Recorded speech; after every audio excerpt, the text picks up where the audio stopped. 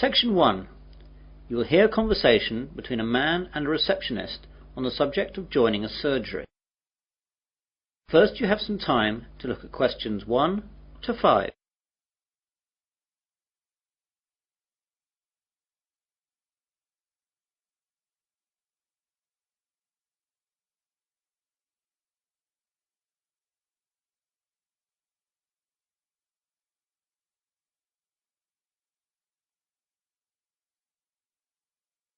You will see that there is an example. This time only, the conversation relating to this will be played first. Hello, I've just moved to Melbourne for a new job and I've been advised to register with a new doctor for my family and myself.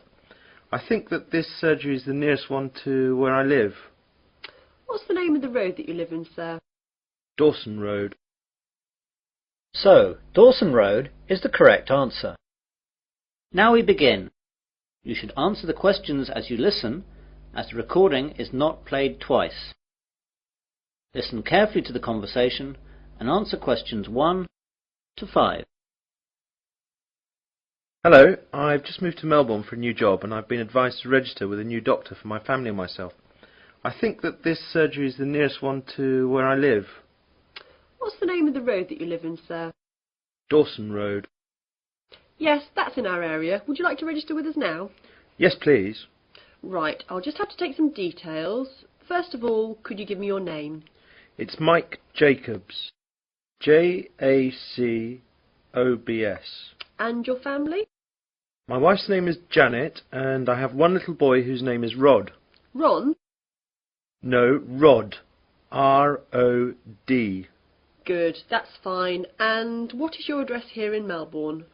52 Dawson Road, Highfield, Melbourne. Highfield. Highfield. Good. And I'll need to know your health card number. It's NH871812C. What about my family? Oh, only yours for now. Do you know the name of your old doctor? It was Dr. Graham Mackenzie in Perth. Now, we've got 4 doctors here. There's Dr. Susan Larkins, Dr. Kevin White, Dr. James Nicholson and Dr. Linda Williams. Which one would you like to register with? Oh, I didn't think of that. Well, I think I would like a man as my doctor. I'll go for the last one. Was that one a man? No, that was Dr. Linda. How about Dr. Kevin? Yes, that will be fine. Right, Dr. White it is.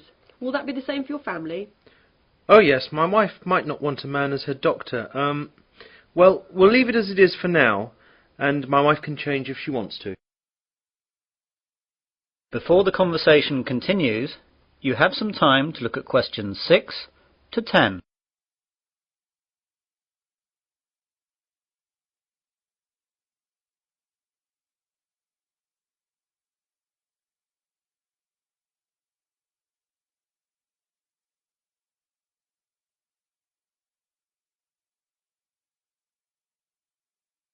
Now listen carefully and answer questions 6 to 10.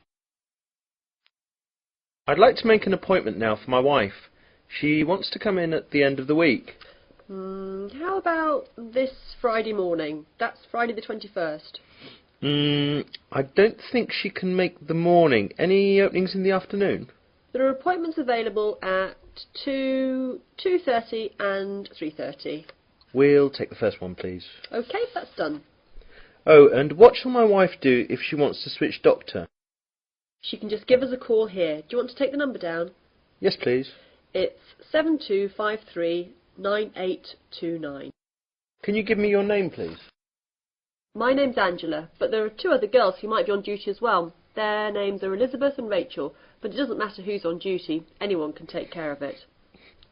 Now, what do we do if we need to call out a doctor during the night? We've got a rotation system with the doctors in the area. There's a mobile number you can call and that'll get through to the doctor who's on duty. What's that number? It's 0506 759 3856. Got that. I didn't ask about any charges. Like all Australia, prescriptions have to be paid for at the chemist at the prevailing rate. Some things like vaccinations for travel and insurance report we make a standard charge for, and I can give you a price list for those. Consultations, though, are under the National Health Service, so they'll be free. Great. Well, that's all. Thanks and goodbye. Goodbye. That is the end of section 1. You will now have half a minute to check your answers.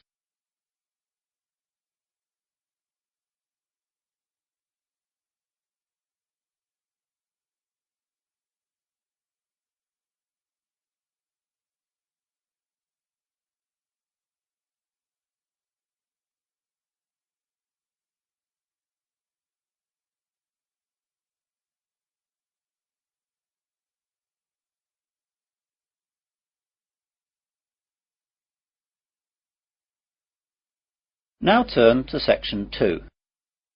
Section 2. You will hear a man giving a guide talk to new students at a university library. First you have some time to look at questions 11 to 16.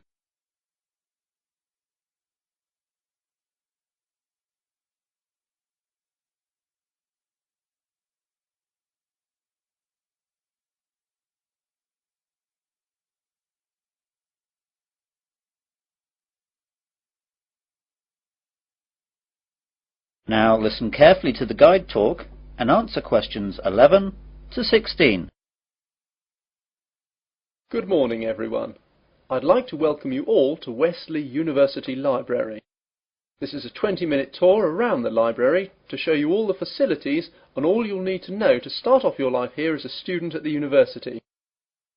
What I'll start by doing is telling you about what you need to do to join the library. Then I'll briefly tell you about our facilities, and then I'll guide you quickly round and show you everything. So, to join the library, you need to go to the reception between the hours of 9 AM and 5 PM. After that, the reception closes, though all the other facilities will stay open until 10 PM.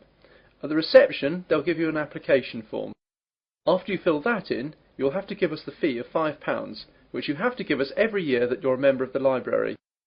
We will also need to see your university card to confirm that you're a student of the university. And finally, we'll need 2 passport photos, one for our records and the other for your library card. You will need to do all this as soon as possible so you'll be able to use the facilities at once. I'm sure your workload will begin to build up soon. Now, let me tell you a bit about the facilities. The library opens daily from 8 AM to 10 PM, though, as I told you earlier, the reception operates only between the hours of 9 AM and 5 PM. Although this is extended to 6:30 PM on Fridays to give students more time to organise their book requirements for the weekend. The reception is closed on Sundays. Undergraduate students are permitted to take out 4 books at any one time, and each book may be borrowed for a period of 2 weeks. Postgraduates may borrow 6 books at a time. Borrowing time can be extended by a period of 1 week per book if the student comes into the library in person with the book in question so it can be re-stamped. We do not renew book borrowing over the phone. If you are late in returning any book, then you will be charged a fine of £2 for every week that you are late. You won't be able to take out any other books until this fine is paid. This is not a method of earning money for the library, but merely what we have to do to ensure that all students have access to all the books that they will need. You now have some time to look at questions 17 to 20.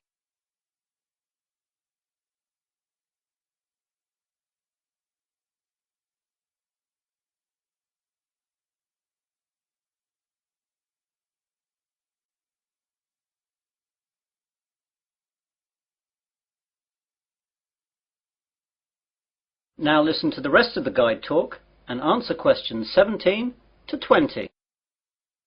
OK then, on to the layout of the library. We're on the ground floor of the library at the moment. Here we have the reception, the computers, which you can use to search for books and their location, and the bathrooms, which are behind the reception. The rest of the ground floor is taken up by the non-lending section of the library. Here we keep all the books which are either too valuable or are used too much to lend out. You can reserve time with these books at reception and use them during any time that the library is open, but, of course, you may not remove them from the library. On the first floor above us we have the arts section, which includes books that students will need for subjects such as languages, literature, art and history. On the second floor is the science section. We'll see these in a minute. Of course, individual departments will usually have their specialist libraries in their buildings, though the computer catalogues here will list them so you know where to find everything, whether it's here or in the specialist libraries. Finally, in the basement we have the stack system, which contains the university collection of magazines and journals that we have collected and to which we subscribe. If there's anything that we do not have or that you can't find, please go to reception and let them know the details. The university operates a swap system with other universities, and we can arrange for volumes that we do not possess to be sent here on a limited loan. Well, those are the basic details about the university library. That is the end of section 2. You'll now have half a minute to check your answers.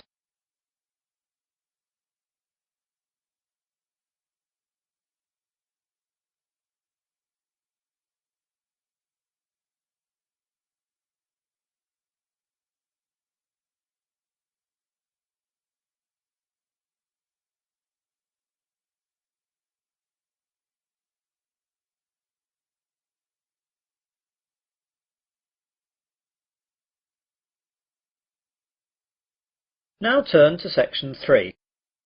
Section 3. You'll hear a tutor and 3 students discussing their work. First, you have some time to look at questions 21 to 27.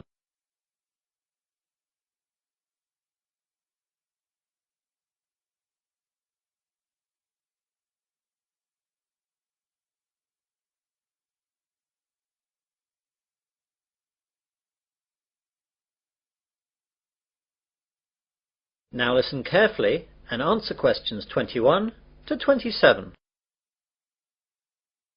Good morning everyone. Well, in today's tutorial we're going to discuss the essays that you have to submit by the end of next week. Some of you will have already started them, which is good, and if you haven't, well that's okay, but you'll have to get a move on. So, let's begin with you, Simon. What's happening with you? Well, I've made a start on it. I researched the background quite extensively last weekend. I should get to the writing stage tomorrow with a bit of luck, and I'll get finished at the weekend. What are you writing about? I decided to look at the car manufacturing company Jaguar, examine the problems they had with reliability in the 1970s and 80s, how they dealt with it, and how it affected their marketing and sales strategy. That sounds pretty interesting. Any problems with that? At the start I had problems getting information from that far back, but after rooting around in the library I found some magazines which gave me information and also gave me references to find other stuff. It seems now the only problem is keeping to the 4,000 word limit. It just seems that I have so much to write about. It seems I'll need 5,000 or even 6,000 words to be able to cope. Yes, your essay title seems to me to be very wide-ranging. Would you think about cutting out part of it? How about looking at their sales and marketing strategy, but only mentioning the problems in the 70s and 80s and not going too far into it? That's a good idea. That will make it much easier to handle. By the way, how do you want us to hand in our work? Do you want us to drop in a hard copy to your office? You could do that, but I'd prefer it if you just emailed it to me as an attachment. You've all got my address. If not, give it to the secretary, clearly marked that it's for me. Right, Jennifer, how about you? I've not really got going on it yet, but I have decided on a subject. I'll try and do some research during the rest of this week, and I should get writing this weekend. Okay, what are you writing about then? I want to look into how supermarkets use market surveys to develop their products. Will you have enough time to find out what sort of things that the supermarkets do? You won't have much time for that. I should be okay. I've had a look in the stack system in the library, and I found a magazine that surveyed all the UK major supermarkets and a trade publication that analysed the same things in Canadian supermarkets. Be careful about using their conclusions too much. The university takes a tough stance on plagiarism. Make sure you properly list where you get your information from in a bibliography and try and do your own analysis. Get going too, as that analysis will take a bit of time. Okay, thanks. You now have some time to look at questions 28 to 30.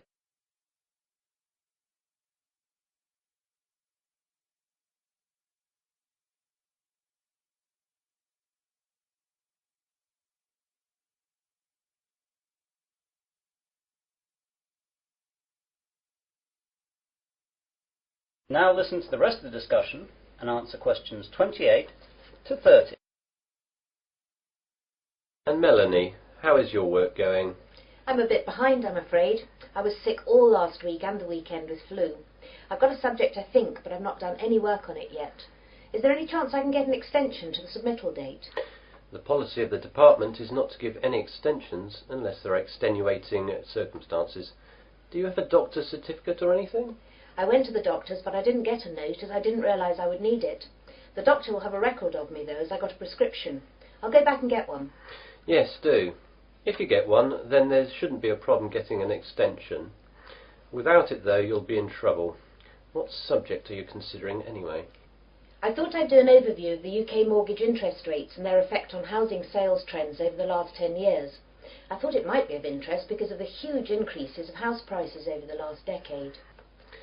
Certainly an interesting subject, and it should be no great problem getting information, as this has been fairly well documented. It's a lot of work again, though, and you'll really need to get cracking on it, even with the extension, if you get one. Well, I've not got much on for the rest of the week, and I've set aside the weekend to really get to grips with it. Good. Now, is there anything else? That is the end of section 3. You will now have half a minute to check your answers.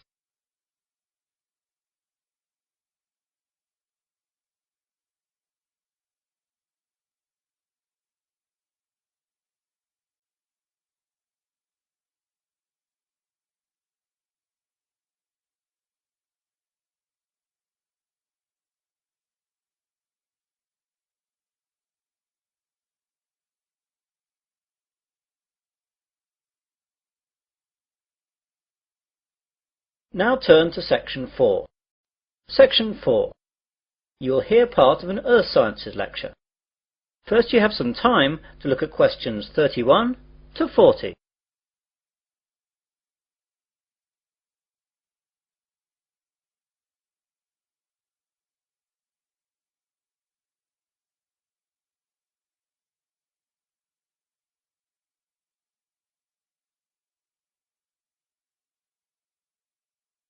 Now listen carefully and answer questions 31 to 40.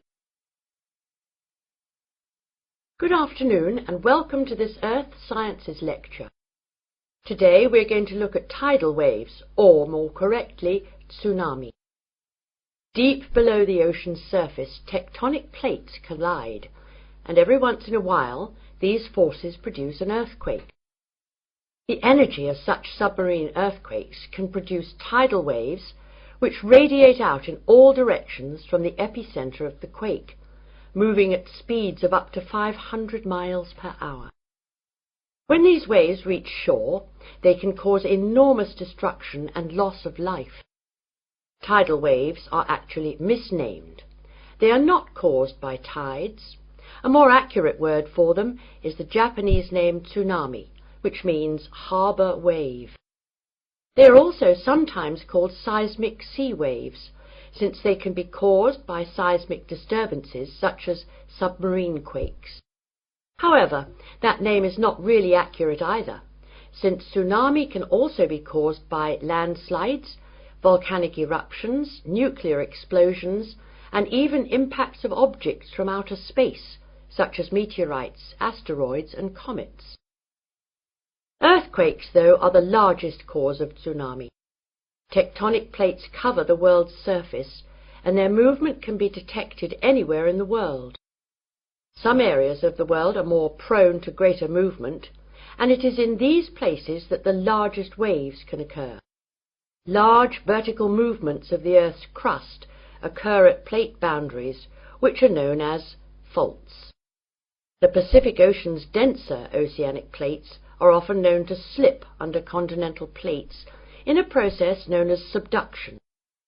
And subduction earthquakes are the most effective in generating tsunamis. A tsunami can be generated by any disturbance that displaces a large water mass from its equilibrium position. In the case of earthquake-generated tsunamis, the water column is disturbed by the uplift or subsidence of the sea floor.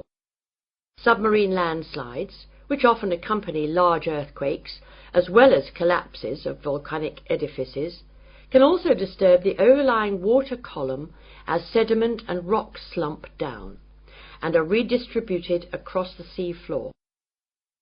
Violent submarine volcanic eruptions can create an impulsive force that uplifts the water column and generates a tsunami. Conversely, supermarine landslides and cosmic body impacts disturb the water from above as momentum from falling debris is transferred to the water into which the debris falls. Generally speaking, tsunamis generated from these mechanisms, unlike the devastating Pacific-wide tsunamis caused by earthquakes, dissipate quickly and rarely affect coastlines distant from the source area. Tsunamis are very hard to detect since they cannot be seen when they are in the deep ocean. The distance between two wave crests can be 500 kilometers, and because of this, the wave height is only a few feet. Because the rate at which a wave loses its energy is inversely related to its wavelength. Tsunamis not only propagate at high speeds, they can also travel great transoceanic distances with limited energy losses. As the tsunami reaches shallow water, however, its speed decreases, but the energy it contains remains about the same. Instead of travelling fast, the wave rises high. The National Oceanic and Atmospheric Administration has set up a seismic detection system to monitor earthquakes and predict the possible arrival of tidal waves for Pacific countries. Buoys at sea can also detect water pressure changes that can indicate tsunamis moving through the ocean. But when tsunamis originate near the shore, there is often little chance to warn people. Let's look at some examples of tsunami and their causes and effects. Some can be relatively harmless. In 1992, an offshore landslide caused a tidal wave of only about 3 feet high that struck at low tide. So Humboldt County, where it hit, got off easy with no casualties.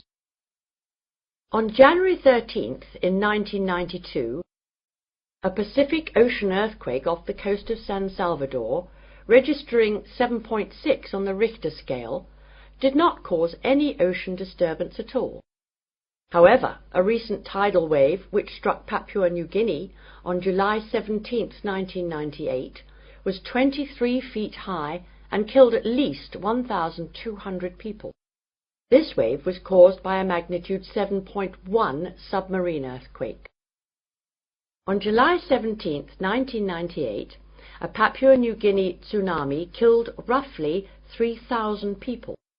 A huge underwater volcanic eruption 15 miles offshore was followed within 10 minutes by a wave some 40 feet tall. The villages of Arop and Warapu were destroyed. One of the worst tsunami disasters engulfed whole villages along Sanriku, Japan, in 1896. An underwater earthquake induced a wave of 35 feet, drowning some 26,000 people. Finally, about 8,000 years ago, a massive undersea landslide off the coast of Norway sent a 30-foot wall of water barreling into the uninhabited north coast of Europe. If this were to recur today, as scientists say it could, almost anywhere in the world, it would cost billions, if not tens of billions of dollars, to repair the damage to coastal cities and kill tens of thousands of people. That is the end of section 4. You will now have half a minute to check your answers.